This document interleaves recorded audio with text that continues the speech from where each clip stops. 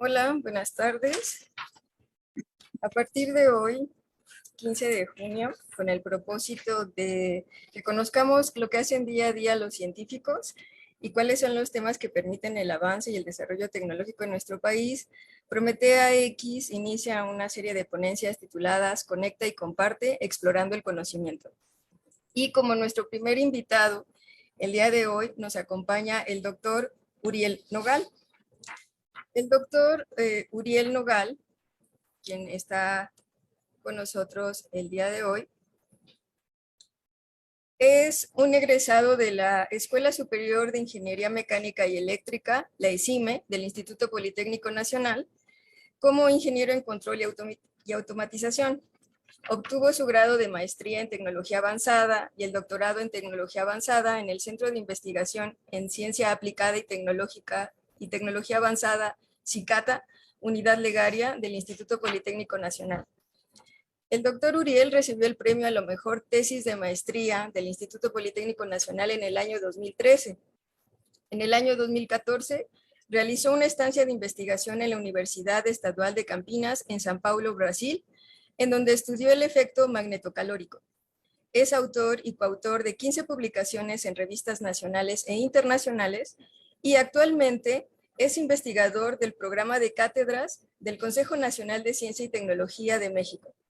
Su investigación se centra principalmente en las técnicas fototérmicas, espectroscopía fotoacústica y síntesis y caracterización de materiales. El día de hoy está con nosotros para hablarnos sobre un tema muy interesante que es la luminiscencia. Y en esta plática ustedes pueden dejar sus comentarios y preguntas al respecto y al final de la charla el doctor Uriel nos podrá responder cada uno de sus comentarios. Bienvenido, doctor. Estamos listos para escuchar su ponencia. Sí, muchas gracias. Y bueno, antes que nada, agradecer la invitación a esta serie de ponencias. Como ya lo mencionó la doctora, igual el tema que yo pues voy a presentar en esta primera ponencia que me ha tocado a mí, lleva por título la luminiscencia. No sé, ya pueden ver aquí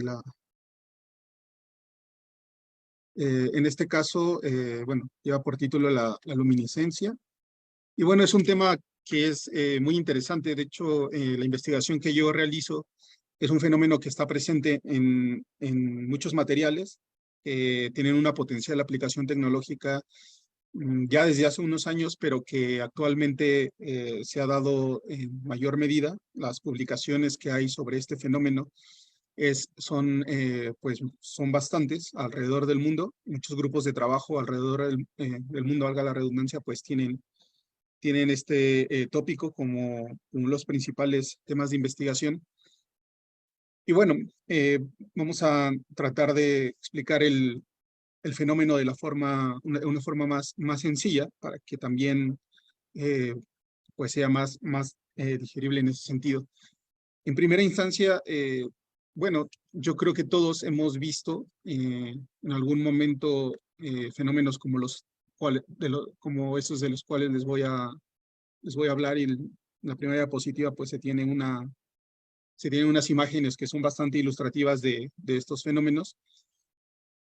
En primera instancia se tiene, ¿quién de nosotros no ha visto cuando encendemos una fogata o cuando estamos pues encendiendo pues el fuego, ¿no? Para cocinar, que hay una emisión de luz en el carbón o en la madera quemada de color rojizo?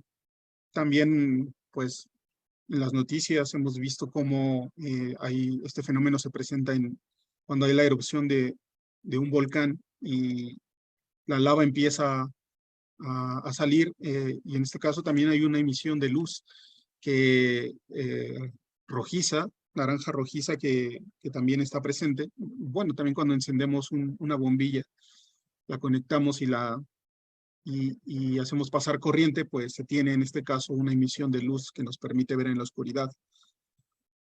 Por otro lado, también hemos visto pues en ciertas fiestas, celebraciones de estas varitas que tienen una emisión de luz de determinado color y que se notan más, pues obviamente en la oscuridad. Hemos visto en los cuartos de los niños cuando se tienen pegadas estas estrellas en el techo que tienen esta emisión de luz en la oscuridad. Y en la naturaleza también hemos visto que organismos presentan emisión de luz. Ahora, la diferencia principal entre los tres primeros de los cuales les he hablado y los tres últimos es que los tres primeros tienen una emisión de calor y se producen por calor. En este caso, los tres fenómenos que presento abajo no necesitan ni de un iniciador de calor, ni tampoco emiten calor. Y si lo hacen son temperaturas verdaderamente bajas. Entonces, la principal diferencia es que los tres de arriba, a los tres fenómenos que se tienen arriba, bueno, tienen su origen en la incandescencia. Y los tres de abajo tienen o se basan en el fenómeno llamado luminiscencia, que es el tema del cual les voy a hablar.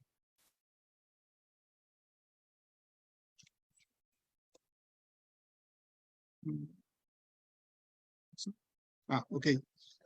Bueno, la luz se transporta por medio de una partícula muy interesante que se llama fotón. Son partículas portadoras de luz. Estas partículas se desplazan a una velocidad constante en el vacío, un número que ya muchos hemos escuchado, el valor de 300,000 kilómetros por segundo. Esa es la velocidad a la cual se mueve la luz.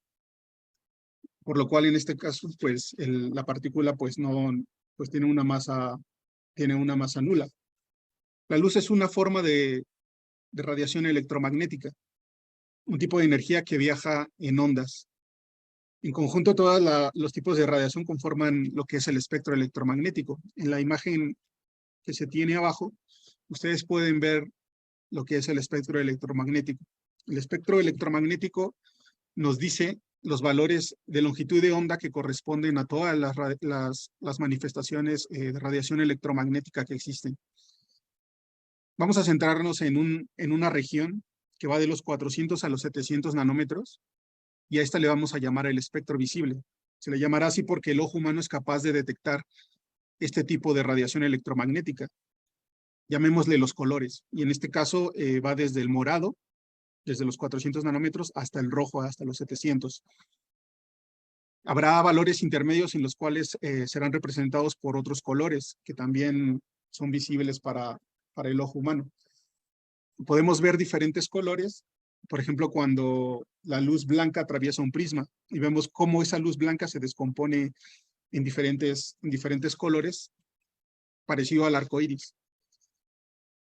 Pero solo un fotón, en este caso, con la cantidad justa de energía para subir un electrón entre orbitales de una molécula, pueden excitar el pigmento de las cosas que nosotros estamos viendo. Centrémonos en el ejemplo que está aquí, en el tomate. Al tomate nosotros lo vemos de color rojo porque la radiación que le llega al tomate es la radiación solar. Esta es una radiación blanca o policromática. Contiene todos los colores que el ojo humano es capaz de ver. Todos ellos los va a absorber y solo uno lo va a reflejar. Si nos centramos en el cuerpo del tomate, que es rojo, el color que está reflejando este tomate pues es el rojo, y es el que nosotros podemos ver con nuestra vista, ¿no? El ojo humano está diseñado para captar estos colores. El color de las cosas o de los pigmentos es el resultado de la longitud de onda reflejada. Entonces, por ejemplo, el color verde de las hojas se debe a la presencia de las clorofilas. Absorben la mayoría, en este caso, de las radiaciones del espectro visible, que es el que les acabo de mencionar, y reflejan los verdes. Entonces es por eso que nosotros vemos las hojas de los árboles de color verde. Ahora bien, como les mencioné anteriormente, la luz se representa por medio de una onda electromagnética. Esto es una perturbación periódica del campo eléctrico y el campo magnético. En este caso, la imagen que se ve en la parte superior izquierda nos representa pues esta perturbación periódica, y podemos ver al campo eléctrico, en este caso en la línea roja, y al campo magnético en la línea azul. Se desplazan en una dirección de propagación a una velocidad constante, que es la velocidad de la luz. Se trata de ondas transversales en las que el campo eléctrico y el campo magnético están en fase, como ustedes pueden ver en la imagen. Es decir, que son perpendiculares entre sí y a su vez se propagan en una dirección determinada. Ya en la imagen de la derecha, lo que se representa es el espectro de radiación solar. Como ustedes pueden ver, la intensidad de radiación solar va a depender en este caso de qué longitud de onda vamos a nosotros observar, o qué color podemos observar. En este caso, el máximo de radiación solar está en el verde. Y bueno, en este caso, para la cantidad de radiación solar que llega a nuestro planeta se ve fuertemente atenuada por factores como lo son la atmósfera terrestre, por lo que realmente pues del máximo que tiene la superficie solar, que está a 5.900 Kelvin, pues nos llega una cantidad menor a la Tierra. Otra vez, el espectro visible por el ojo humano, que es la luz, va desde los 400 hasta los 700 nanómetros. Hacia los extremos de estos, por ejemplo, hacia la izquierda, es decir, más bajo de los 400 nanómetros, tenemos la radiación ultravioleta. Y esta pues ya es difícil de ver para el ojo humano, así como el infrarrojo, que está más allá de los 700 nanómetros. Ahora bien, pasando al tema que nos atañe, y el cual es la luminiscencia, vamos a definir qué es la luminiscencia. La luminiscencia es un proceso de emisión de luz a temperaturas normales o bajas. Es decir, el contrario de lo que era la incandescencia, aquí no se va a producir una elevación de temperatura. Es decir, se le va a llamar coloquialmente luz fría. Y vamos a tener diferentes tipos de luminiscencia. Vamos a tener la fotoluminiscencia, que se divide en fluorescencia y fosforescencia. Vamos a también a tener algo que se llama quimioluminiscencia, a la bioluminiscencia, a la electroluminiscencia y a la triboluminiscencia. Estos son los tipos de luminiscencia que voy a exponer en esta presentación. Bueno, la fotoluminiscencia, en este caso, va a ser definida como el tipo de emisión de luz a través de la cual la sustancia o material es capaz de absorber pues energía en forma de luz, bueno, puede ser ultravioleta o visible, y esto hará que los electrones que conforman el material pasen de un nivel fundamental, que en la imagen que les muestro aquí es la banda de valencia, hacia una banda llamada banda de conducción. Y bueno, como esta energía tiene que ser liberada, lo va a hacer a través de radiación electromagnética o luz, a través de fotones. Es decir, emite una radiación a una energía menor de la cual incide. Y esta pues se va a dividir en fluorescencia y fosforescencia. Es decir, tenemos a nuestro objeto, llega en este caso la luz, y vamos a tener emisión de luz. Esta emisión de luz va a ser con una longitud de onda mayor a la cual está llegando al objeto. Ahora bien, ¿cuál es la principal diferencia entre la fluorescencia y la fosforescencia? Bueno, la diferencia entre ambas es la capacidad de almacenar energía. En el caso de la fluorescencia, en este caso absorberá la energía de la luz e inmediatamente emitirá la radiación luminosa. Es decir, que los materiales fluorescentes absorben la luz y luego brillan durante un tiempo determinado, pero es un tiempo muy, muy corto. Es decir, en el momento en que nosotros quitamos la fuente de radiación que está incidiendo sobre el material, también la emisión de luz del material va a terminar. En las bombillas fluorescentes, por ejemplo, una corriente eléctrica atraviesa el vapor de mercurio y produce que los electrones que golpean el material del cual está pintado la bombilla, pues lo podamos observar. Y bueno, a diferencia de lo que son los materiales fluorescentes, en el caso de la fosforescencia, pues también van a brillar. Y bueno, en este caso hemos visto los ejemplos de las estrellas que se pegan en el techo de los cuartos.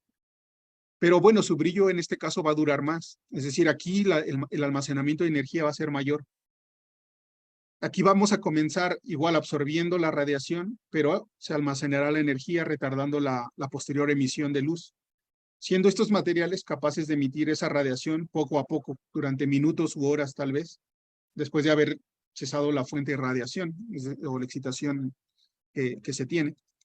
Es decir, que estos materiales pues van a ser muy buenos para aplicarlos en situaciones en las cuales se necesita pues de una fuente de radiación en la oscuridad. Por ejemplo, los relojes, ¿no? Los relojes que tienen pintura fosforescente. Entonces, en este caso, la principal diferencia, pues, es esa. Vamos a pasar a lo que se llama quimioluminiscencia. Y bueno, aquí hay un ejemplo muy, muy didáctico. Hemos visto estas varitas que emiten luz en los conciertos o en las fiestas. Son muy características. Aquí en la quimioluminiscencia lo que vamos a tener va a ser una reacción química, debido a la mezcla de dos sustancias. Esta reacción química pues liberará esta energía en forma de luz.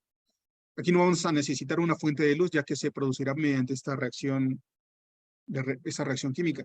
Entonces, en primera instancia tenemos nuestra varita brillante, o en este caso, pues dentro de la varita va a haber dos sustancias, y estas dos sustancias van a estar dentro de este contenedor. Una de ellas flotando dentro de la varita y otra dentro de otro contenedor que está dentro de la misma varita. Aquí lo que necesitamos, bueno, es aquí como lo vemos en las imágenes, o sea, dentro de la varita hay otro contenedor que también tiene otra sustancia.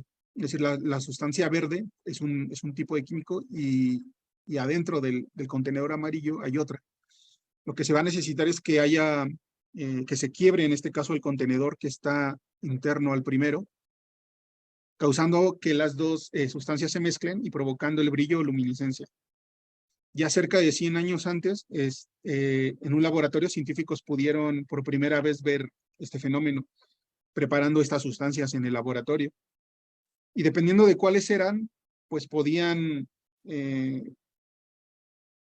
producir determinado color.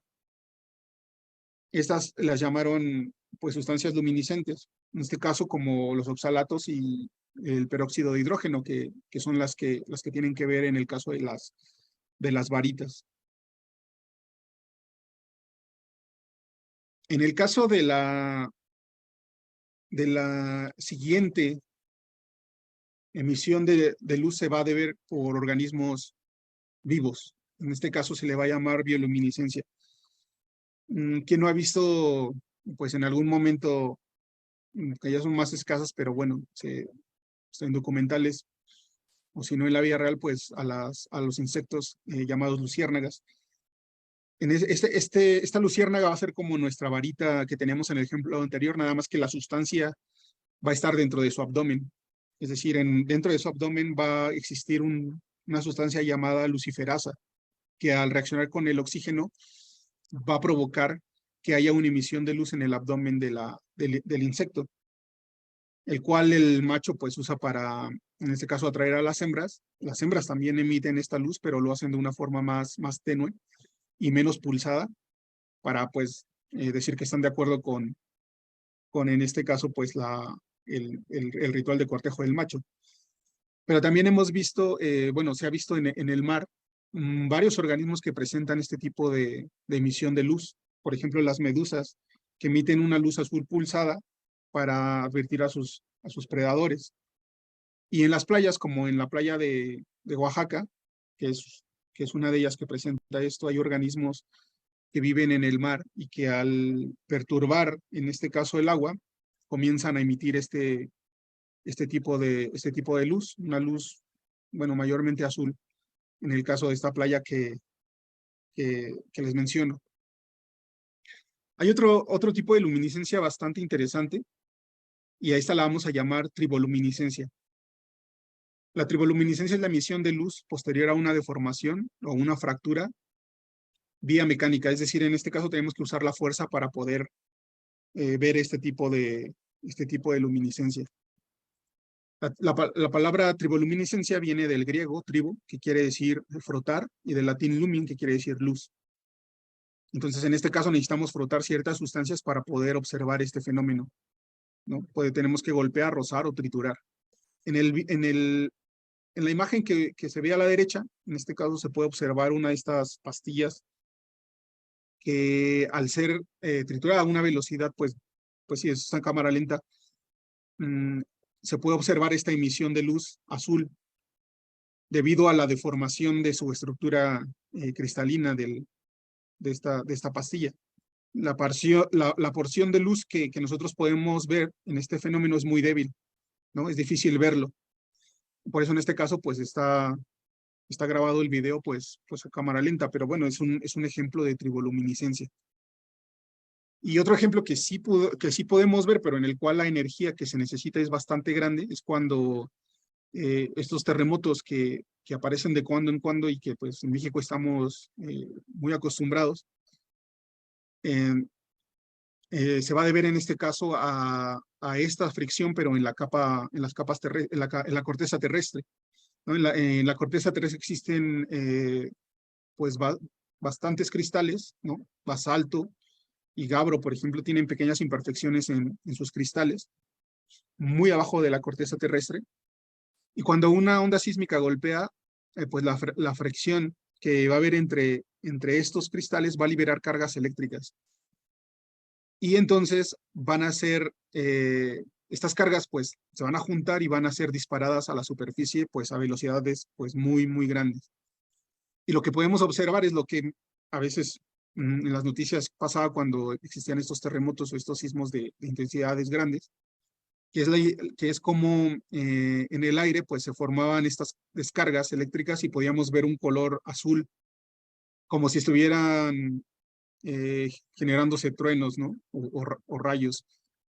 Se cree que, bueno, el punto 5 de los sismos que se producen, pues se van a observar estas luces, ¿no? Entonces, pero bueno, aquí los hemos observado pues con bastante frecuencia. Otro tipo de luminiscencia que es bastante útil en el aspecto tecnológico es la electroluminiscencia. En este caso es una característica que tienen algunos materiales, mayormente los semiconductores, para emitir luz cuando se ven expuestos a una corriente eléctrica o a un campo eléctrico que sea lo suficientemente fuerte para generar esta emisión. Y bueno, como les decía, este tipo de luminiscencia pues tiene aplicaciones ya no potenciales, realmente ya reales, ¿no? Se utiliza sobre todo en cuadros de mandos de automóviles, en paneles LCD, en los diodos LED. Bueno, gracias a que pues pueden tomar formas pues muy diversas, se utilizan pues en tiras, cables, formas geométricas diversas, ¿no? Juguetes, joyería. Y bueno, en este caso la principal ventaja de este tipo de materiales es que necesitan poca corriente para funcionar, que pueden durar bastante y que la emisión de luz de modo omnidireccional, bueno, puede funcionar en temperaturas de un rango grande, menos 60 hasta 90 grados centígrados. Ahora bien, después de haber visto este tipo de fenómenos, después de haberlos visto un poco más a detalle, ¿cuáles serían bueno, cuál sería la importancia de este fenómeno? ¿Cuál sería la importancia de la luminiscencia?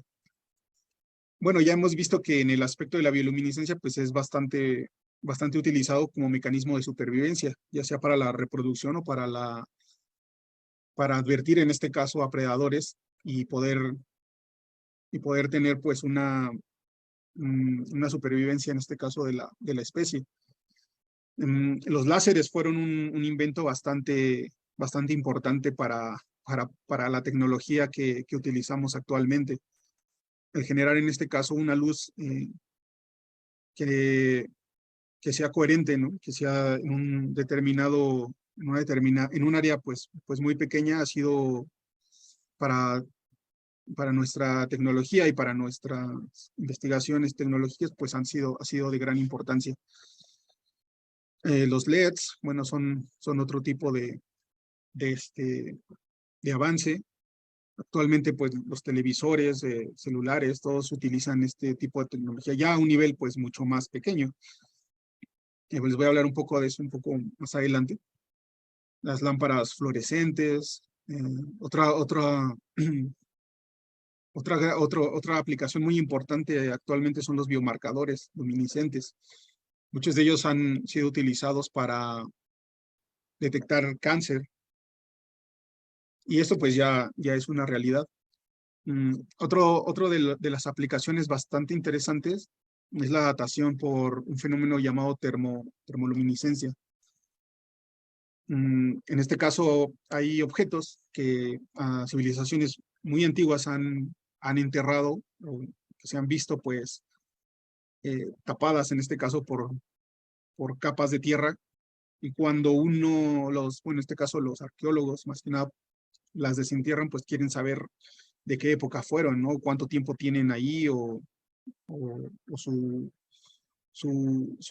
años que han, que han estado en nuestra civilización, y bueno, cuándo fueron creados. En este caso, la datación por luminiscencia se basa en la propiedad que poseen ciertos materiales, en este caso como el cuarzo y otros, de acumular cargas eléctricas en su estructura mineral, y liberan estas cargas en forma de energía lumínica, es decir, en forma de luz, al someterlas a un estímulo exterior. En este caso, ese estímulo exterior va a ser el sol, va a ser el calor. La acumulación de esta energía dentro de estos minerales se produce como consecuencia de la desintegración radiativa del material en su entorno, la cual se almacenará de forma constante, es decir, conforme pasa el tiempo va a ir almacenándose y almacenándose. Mientras no reciba un estímulo externo, que en este caso pues sería la luz del sol, provocará pues al final la liberación de esta energía y por tanto una puesta a cero del reloj. Mediante esta técnica, pues cabe destacar que solamente se puede datar el último evento en el que el material haya sido expuesto a la luz solar, ¿no? Posteriormente se enterró y se protegió de esta fuente de luz. Otra aplicación que se tiene y que es bastante interesante, ¿no? Para aquellos que les gustan mucho estos casos de crímenes sin resolver o criminología, pues una aplicación muy importante es la de luminol, que se usa en este caso para detectar en las escenas del crimen, pues, trazas de sangre. El luminol es un reactivo que reacciona con la hemoglobina en la sangre. Se rocía, bueno, ya cuando pasa este tipo de desgracias, pues se rocía uniformemente sobre un área o sustancia y el agente oxidante lo activa, en este caso la sangre. Lo que provoca en este caso que si hay salpicaduras o otras formas de evidencia incriminatoria brillen en azul. Bueno, cabe destacar que esta emisión de luz es muy rápida, o sea, son 30 segundos en los cuales, pues, en este caso los peritos tienen que tomar las fotos de manera rápida. Y bueno, cabe destacar que es invasiva, o sea, puede en este caso dañar la evidencia, por lo que la recolección de este tipo de evidencia tiene que ser anterior al rocío de este químico luminol. Y bueno, para finalizar, y bueno, en el caso de un video que, bueno, que se estuvo pasando anterior a lo que es el día de hoy, bueno, para promocionar, mucha investigación que yo realizo se centra en un material luminiscente, y ese fue, digamos, la motivación que yo tuve para exponer este fenómeno. El material que yo estudio y el cual pues elaboro, ¿no? Desde cero, se llama silicio poroso o silicio nanoporoso. El silicio poroso es un material o es un nanomaterial micro y nanoestructurado, es decir, va a presentar una estructura nanométrica y va a ser elaborado a partir de lo que es el silicio cristalino, o sea, el silicio que se utiliza para elaboración, por ejemplo, de celdas solares o de microprocesadores. Todo es un semiconductor muy, muy importante. Lo que hacemos en el laboratorio es inducir nanoporosidad en él. Aquí en el video que voy a colocar, y bueno, aquí en la parte superior izquierda se ve una muestra de silicio poroso. Esa mancha que se ve ahí marrón, eso es la nanoestructura de silicio nanoporoso. Y alrededor pues tenemos el silicio cristalino, es el silicio a partir del cual se induce esta nanoporosidad. Entonces vamos a observar el fenómeno. En este caso se tiene el material y vamos a colocarlo bajo una fuente de luz ultravioleta para ver qué es lo que sucede. A nosotros encender esta luz, observamos que empieza a emitir el silicio poroso en una región de emisión naranja, rojo-naranja. Entonces, ese es el tipo de luminiscencia que presenta el material. Es decir, una fluorescencia, ¿no? Como ya lo vimos en las diapositivas anteriores. Ese material tiene potenciales aplicaciones en muchos campos de la tecnología, como emisor de luz, como biomarcador, ya que es biocompatible. También tiene ese tipo de potencial aplicación. Aquí a la derecha de lo que es el video, ¿no?, que les mostré, se puede ver una micrografía, que es una foto que se tiene que tomar con un microscopio especial para poder observar los poros que están en la estructura del silicio nanoporoso. Estos poros llegan a ser del tamaño de nanómetros, es decir, por 10 a la menos 9 metros, mucho más pequeños que un cabello humano. Y el hecho del por qué el material emite luz se va a deber a un fenómeno llamado confinamiento cuántico. Es decir, aquí adentro de estos poros vamos a tener nanocristales de silicio embebidos en él. Con ayuda de un aparato que se llama espectrofluorímetro, nosotros podemos observar en dónde emite nuestro material. Aquí a la derecha del aparato que coloco en esta diapositiva, que es el espectrofluorímetro, ustedes pueden ver un espectro de luminiscencia. Y en este caso, las bandas que presenta este espectro, que son la roja, la azul y la verde, se van a centrar cerca de los 600 nanómetros, que como ya hemos visto en las diapositivas anteriores, es el color rojo, naranja-rojo, más o menos, que presenta en el video el material. Es decir, así nosotros podemos observar con qué intensidad y en dónde emite nuestro material. Entonces, bueno, por mi parte, en este caso sería todo por la presentación, y bueno, agradezco en este caso a Prometea y bueno, a todos por la atención.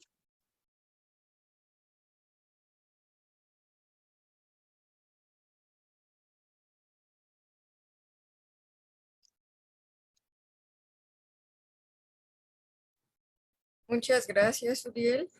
Estamos muy contentos de haberte tenido aquí y sobre todo porque nos has abierto el tema de todo lo que se puede conocer a través de la luz, de cómo la podemos manipular para obtener más información y todo lo que podemos recabar a partir de ella. Entonces, le recuerdo al público que nos está viendo que puede hacer sus preguntas en este momento, dejándole en los comentarios para que el doctor Uriel nos los pueda responder. Y bueno, en lo que llegan las preguntas, yo quisiera que nos recordaras cuál es la diferencia entre luminiscencia, fluorescencia y fosforescencia, para que nos quede un poco más claro a todos los que estamos aquí en esta charla. Sí, muchas gracias. Sí, en el caso de la pregunta, bueno, tanto la fotoluminiscencia, bueno, tanto la fluorescencia como la fosforescencia son un tipo de fotoluminiscencia. Es decir, los dos presentan el fenómeno de luminiscencia. La diferencia principal va a ser que una de ellas, que va a ser la fosforescencia, va a ser capaz de almacenar energía durante mayor tiempo que el caso de la fluorescencia. En este caso, los dos van a presentar emisión de luz, pero solo la fosforescencia Después de nosotros quitar la fuente de radiación con la cual estamos excitando a, a estas partículas, pues va a durar más. A ver, un ejemplo sería el de las estrellas, ¿no? El de las estrellas que se colocan en los techos de los niños. Nosotros, antes de poder observar esto, tenemos que colocarlas en una fuente de radiación. En este caso, pues, casi siempre en un foco, ¿no? Y después, cuando nosotros apagamos la luz, podemos observar esta emisión de luz verdosa. En el caso de los materiales fluorescentes, esto no es así. Y en este caso vamos a poner el ejemplo que yo acabo de dar con el silicio nanoporoso. Cuando yo encendía la lámpara ultravioleta, ustedes veían la emisión en naranja del material. Y cuando yo apagaba la lámpara, esta ya no emitía más. Ese es un material fluorescente porque su emisión dura muy poco. Dura tanto como la fuente de luz esté sobre el material. Y los fosforescentes, pues no, los fosforescentes esos no necesitan que la fuente de luz que esté provocando la emisión, pues que se quede ahí, ¿no? Entonces podemos quitarla y esta emisión de luz puede durar desde minutos, inclusive pues hasta horas, ¿no? Entonces esa es la principal diferencia entre las dos. Muchas gracias. Tenemos aquí una pregunta en el Facebook de Roberto García que nos dice, ¿cómo se llama el método con el que obtienes el silicio poroso? El silicio poroso nosotros lo obtenemos, hay muchos métodos. De hecho, en la literatura, muchos grupos de investigación hacen este tipo de material y hay muchos, ¿no? Bueno, me voy a centrar en el cual nosotros, por el cual nosotros lo hacemos o inducimos, ¿no? Inducimos la porosidad y elaboramos este material. Esta técnica se llama técnica de ataque electroquímico. En esta técnica, nosotros tenemos que provocar una disociación de un electrolito. Es decir, vamos a tener al silicio cristalino como un ánodo y a una placa de platino como cátodo. Los dos sumergidos en un electrolito, que en este caso lo que nosotros utilizamos es ácido fluorhídrico en una concentración determinada. En este caso nosotros utilizamos 40%. Entonces nosotros al colocar una corriente eléctrica entre los electrodos, vamos a hacer que este electrolito, el ácido fluorhídrico, se disocie. Y entonces los aniones van al anión, los cationes van al cátodo, y en este caso los que provocan, en este caso la erosión de la capa, bueno, en sí de la estructura de silicio cristalino, van a ser los aniones. Y si nosotros viéramos una micrografía de manera lateral, lo que veríamos es cómo se está erosionando hacia adentro esta estructura, provocando poros de tamaño nanométrico. Mientras más tiempo se deje la reacción química, más espesor va a tener esa capa porosa. Es decir, las columnas o los poros van a penetrar más en el silicio cristalino y al final lo que vamos a tener es un material bicapa, un material compuesto por una capa porosa y abajo el silicio cristalino. Si nosotros lo dejamos horas, la erosión va a ser tal que ya casi no nos va a quedar silicio cristalino, es decir, va a ser más poroso que cristalino. Entonces la técnica se llama técnica de ataque electroquímico. Muy bien. Tenemos otra pregunta. Chris Cat nos dice, ¿qué quiere decir que el material sea biocompatible? En este caso, bueno, en el caso de los biomarcadores que aprovechan ese tipo de luminiscencia, van a ser, bueno, se van a ayudar en este caso de materiales que no provoquen una reacción negativa a lo que es el organismo. Por ejemplo, hay un spray que se creó actualmente, que es un spray fluorescente para detectar cáncer. En este caso, los científicos crearon ese spray que ilumina con fluorescencia células cancerosas, ¿no? Durante una operación. Y en este caso ayuda al cirujano a detectar y extraer hasta los focos más microscópicos de cáncer. Lo que quiere decir que sea biocompatible es que ese agente externo, que en este caso va a ser el spray, no provoque una reacción negativa a los órganos, que en este caso del paciente. Y bueno, en el caso del material que nosotros estamos utilizando, que es el silicio, al ser dióxido de silicio la microestructura que tenemos encima, los dos son biocompatibles, es decir, nosotros podríamos utilizar ese material como vector de medicamentos, de nanomedicamentos, y al ser introducidos, bueno, al ser ingeridos, vaya, por en este caso el ser humano, pues no se vea pues afectado de manera negativa, ¿no? Sino que solo haga el trabajo de llevar el medicamento a los órganos que nosotros necesitamos. Y bueno, esto para cualquier ser vivo, ¿no? O sea, también para los animales, ¿no? O sea, el biocompatible quiere decir que sea compatible biológicamente, ¿no? Así, en este caso, ¿no? Que no provoque efectos negativos, ¿no? Eso sería. Sí, eso está genial. De hecho, bueno, viene otra pregunta también de Chris Cat. No sé si se haya respondido con lo que mencionaste, pero la voy a hacer. Dice que, ¿qué esperas encontrar al término de tu investigación? Y si tuvieras una aplicación que cambie el futuro de la humanidad, ¿cuál podría ser? Bueno, ahorita no estamos yendo tan lejos en el caso del grupo de trabajo que nosotros tenemos. De hecho, el material nosotros lo utilizamos en el aspecto de conversión de energía. El material, al ser un material poroso, tiene un área de absorción luminosa bastante grande. Es decir, nosotros queremos que el material absorba luz en el máximo de emisión de luz y que transforme eso en calor.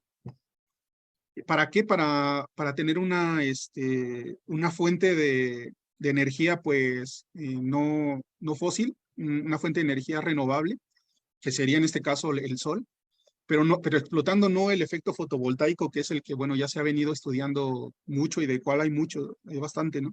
Sino el efecto fototérmico, es decir, convertir la luz en calor y a partir de ahí, pues mover máquinas, mover líquidos, ¿no? Que puedan, en este caso, realizar un trabajo. Entonces, eso, pues, en el aspecto de energía, eso es lo que nosotros queremos. Para eso tenemos que estudiar este material en el sentido de sus propiedades térmicas y sus propiedades ópticas. La luminiscencia como tal, que es lo que yo presento, el grupo de trabajo ahorita no lo está abarcando, pero ya hay investigaciones de grupos de trabajo que han utilizado al silicio poroso como un vector de medicamentos contra el cáncer. Esto es todavía potencial, todavía se están realizando pruebas, pero bueno, es una gran pues aplicación. Por otro lado, también como tienen nanocristales embebidos, estos quantum dots que se les puede llamar, también son viables para biomarcadores. Eh, y bueno, esas son como que las aplicaciones más prometedoras, ¿no? Claro, también se tiene la de emisor de luz, la de sí, como emisor de luz, pues es también bastante eficiente. Y bueno, eso sería más que nada, pues eso, ¿no? A lo que nosotros nos dedicamos. Digo, no sé Sí. si respondí bien, bueno, en ese sentido, o Sí, había, creo de que, hecho, en eso es en lo que hay interés, porque también está la pregunta de Adrián Colín, que nos decía, ¿qué aplicaciones se pretenden con este material de silicio poroso? Y creo que ahí ya nos ampliaste también, ¿no? Parte de lo que ustedes pretenden hacer con ello, o no sé si haya algo más en ese mm, sentido, y si no, ya queda respondida esta pregunta. Y bueno, también aquí hay un comentario de Chris Cat respecto a lo que nos estabas mencionando sobre lo que se puede hacer con el silicio poroso. Y dice que lo que tú estabas mencionando serviría mucho para el diseño de ropa de alta montaña, ¿no? Entonces, digamos, para que lo tengan en general ahí también como una posible aplicación en general. no, sí, Sí, y no sé si tú quisieras ahondar un poco más o decir algo último en bueno, esta sesión. Creo que a mm, todos nos ha agradado muchísimo tu charla. Hemos aprendido bastante hoy en un poquito tiempo y nos dejas pensando acerca de todo lo que hay alrededor y que vemos de manera cotidiana pero que pues puede tener muchas y amplias aplicaciones tecnológicas y sobre todo en el área médica, ¿no? Como esto de los biomarcadores luminiscentes que se utilizan mucho, y no sé si nos puedas decir ya un poquito nada más acerca de cómo funcionan estos biomarcadores luminiscentes. Sí, digamos que biomarcadores, porque pues sí, lo que quieren atacar en este caso, pues son estas aplicaciones hacia el lado biológico en cuanto a enfermedades, en cuanto a cuestiones que se puedan detectar de manera pues muy a tiempo, ¿no? Pero realmente lo que utilizan pues es una combinación entre lo que es biológico y químico, porque realmente lo que utilizan pues es en parte a la quimioluminiscencia. Es decir, en este caso la, este, la reacción que existe entre, en este caso, la sustancia o químico que se va a utilizar y en este caso el agente que provoca la emisión de luz, ¿no? Que en este caso, por ejemplo, en el caso del spray del cual les estoy, bueno, les hablé, pues serían las células cancerosas. La discriminación que tienen que tener en este caso debe ser muy exacta. O sea, tiene que ser una iluminación muy precisa, porque el éxito de los procedimientos quirúrgicos, por ejemplo, para extraer tumores, depende de la ubicación, pues que sea una ubicación rápida y precisa, ¿no? Para su extracción total. Entonces, en este caso, para visualizar focos microscópicos, pues para eso se utilizan estas también llamadas ondas fluorescentes, que lo que provoca es una reacción que ilumina pues una enzima que se localiza en la superficie de las células para poder provocar en este caso pues lo que es la emisión de luz. Mm, Digo, ya anteriormente pues las desventajas es que las ondas que se tenían en primera instancia, pues requerían suministrarse al paciente pues varias horas, ¿no? O días. Aparte su activación pues no era muy específica, pero se ha estado, digamos, trabajando en tener algo más exacto, ¿no? Y el aprovechar este tipo de materiales pues es bastante interesante, ¿no? Sobre todo por el hecho de la biocompatibilidad que ya se mencionaba, ¿no? Que no se, mm, que no provoque un efecto negativo al cuerpo y aparte que sea preciso pues, y no invasivo, pues es una de las principales ventajas. Sí, por ello la importancia de las investigaciones que se hacen día a día al respecto, ¿no? Para ya después poderse utilizar sin problema alguno. Pues vuelvo a agradecerte, Uriel, por tu presencia aquí con nosotros. Te agradecemos a nombre de Prometea X. Pronto recibirás en tu correo electrónico la constancia de tu participación en estas charlas. Y bueno, pues para invitar también al público que nos está viendo a que cada jueves se conecten y compartan con nosotros y exploremos el conocimiento con esta nueva serie para acercarnos a aquello que hacen los científicos en México día a día, que así como Uriel, trabajan para pues ayudarnos a tener una vida mejor. Pues muchísimas gracias a todos. Nos vemos en la siguiente sesión. Gracias. Bye.